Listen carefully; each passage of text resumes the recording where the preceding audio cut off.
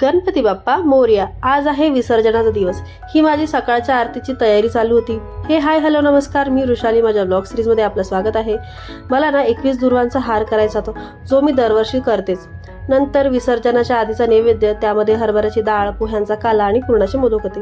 मग आम्ही आरती केली, बाप्पाला नैवेद्याची शिदोरी बांधून दिली आणि त्यानंतर गणपती बाप्पांच्या कानात आमची विश सांगितली, त्यांना प्रार्थना केली आणि गणपती बाप्पा संपूर्ण घरभर फिरवले, त्यांना घर दाखवलं आणि निघालो आम्ही गणपती बाप्पांच्या विसर्जनासाठी. आम्ही निघालो होतो पिकेवीच्या तलावामध्ये विसर्जन करायला, जिथे सागर आणि ते नेहमी करतात. माझा फर्स्ट वेळ होती. त्यानंतर पिकेवीमध्ये पण पाऊस पडून गेला होता, म्हणून खूप सुंदर वातावरण होतं. थोडं वाईटही वाटत होतं, कारण गणपती बाप्पा त्यांच्या घरी जायला निघाले होते. हा आहे सुंदर तलाव. त्यानंतर विसर्जन करून मग आम्ही आलो घरी. घर थोडं सुनं वाटत होतं, कारण बाप्पा घरात नव्हते.